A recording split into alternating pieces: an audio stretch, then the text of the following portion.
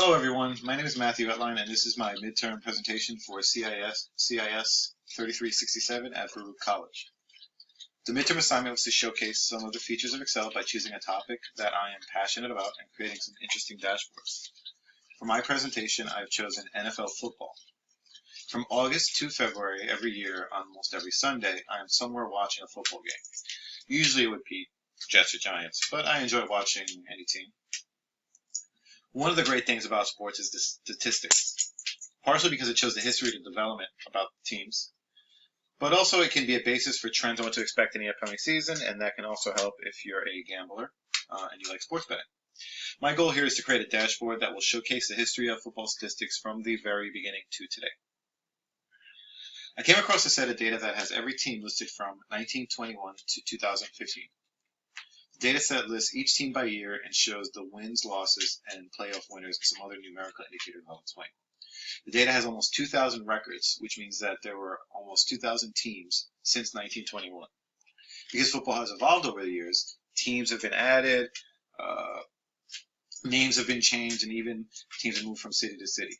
For the purposes of this demonstration, I'm using the 32 teams existing today, and backtracking to their initial start date. When we compare teams, we'll compare teams within the same period unless we look at overall numbers. Now, if you look at the slicers in the middle here, I have every team listed by name, and I have another slicer here that shows all the different years that we can select. We'll start off by selecting the New York Giants in the year 2007. In this year, the New York Giants, as you can see from the total wins versus total losses graph, they won 10 games and they lost 6. So there's a total of 16 games per season. They also won the Super Bowl that year. And you can see in this graph, the graph shows playoff appearances, which will show the winning game for each team that I select based on the level of playoff that they finished at. Now, if I were to add a team, we're going to add the team that the Giants played in the Super Bowl, the New York Patriots, to this graph. You'll see that they had a season winning streak of 16 games and 0 losses. But they did not win the Super Bowl. They actually won the conference and lost to the Giants in the Super Bowl. And you can see that as apparent by the graph. This is the highest level that they came to, which is the conference level. Moving down to the graph that's point differential by year. Point differential by year will show the total points won, or scored rather, versus the total points afforded by the opposing team. You can see that the New England Patriots had a point differential of 315, and that was a very good year for them. They had they scored 315 more points than they gave up, as opposed to the New York Giants, who only scored 22 points more than they gave up. When you look at the arrows here, you can see that they actually scored 589 points for that season versus giving up 274 points, and the margin is much closer by number 22, with the score for the Giants, which scored 373 and allowed 351. To the upper right-hand corner, you'll see the simple rating system. Now, the simple rating system measures the margin of victory versus the strength of schedule.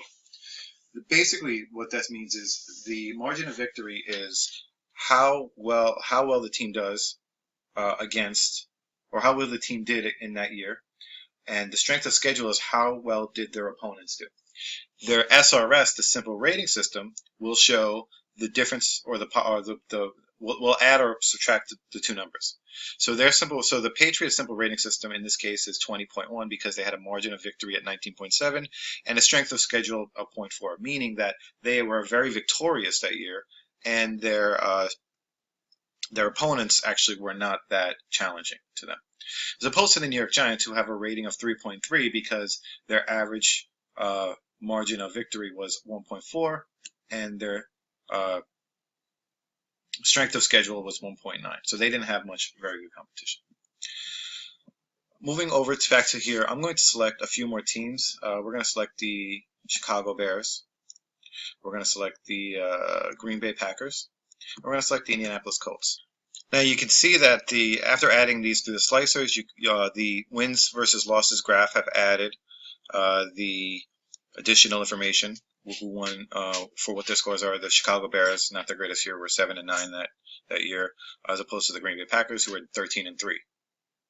In the playoff appearances, you can see that the Giants who won the Super Bowl, they won one playoff. They made it to the Super Bowl that year. The Patriots made it to the conference. The Packers won their division, and the Indianapolis Colts only made it to their wild card. In the point score versus points allowed, you can see that the Chicago Bears, again not being their greatest season, actually lost 14 points versus how much they gained. So the line chart will show that the lines here actually crisscross by showing that their points scored is actually underneath the points allowed, as opposed to the other teams who had rather interesting years. Again, even though the Giants won the Super Bowl, it was not their greatest year, as you can see by the analysis. Looking at their simple rating system, again, you can see that the ratings for the system sort of grow naturally with with how well they did for their record, and the Giants not being so great, but also the Bears, the actual SRS and the SOS and the MOV, the margin of victory and the strength of schedule, are actually reversed in this case because they actually had a lower margin of victory versus their strength of schedule. They were not as good as the other teams. The chart here will show the top 10 coaches for all the years shown. So by selecting these teams, I've seen that these are the 5 coaches within this group of teams for this particular year and how well they did. And I'm going to add some years to this graph.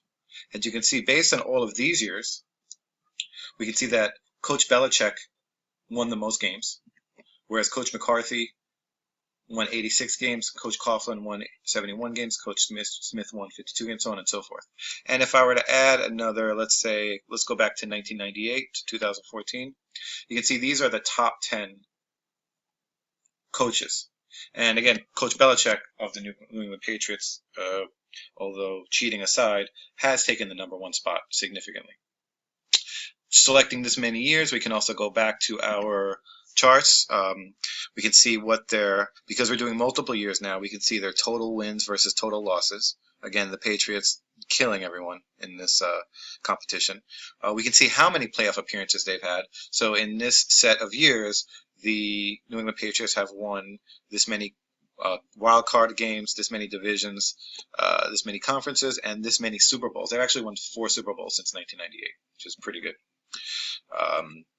You can see this chart showing all of the point differentials. Chicago Bears were still under in their point differential for most of this period, as opposed to the Patriots, which were mostly over. They only had 1 year that was under, which was the year 2000. And you can see the line chart showing their points differentials. So one of the neat things now that I've shown you all the charts, we can look at is, because there's a lot of data here, we can't look at all of these charts for all of the data, but one of the things I can show you is by selecting all teams and by selecting all years, I can actually get an aggregate view of all of the data's top coaches, the top 10 coaches for every year and every team within the entire NFL. So at 346, Coach Shula takes the #1 spot, and obviously these graphs are it's too much data to fill in there, but I can narrow that down, so I can just choose 1995, and now I can see all of my teams for the year 1995. I can't actually read the labels, but I can hover over hover over these and see which teams they are. I can choose just comparing one team by year, so I can choose the 1999 Cowboys and compare that to the 1985 Cowboys. Or I can compare also that to the 1993 Cowboys. And then I can also say, well, let's compare the same years with the Chicago Bears. But that's my presentation.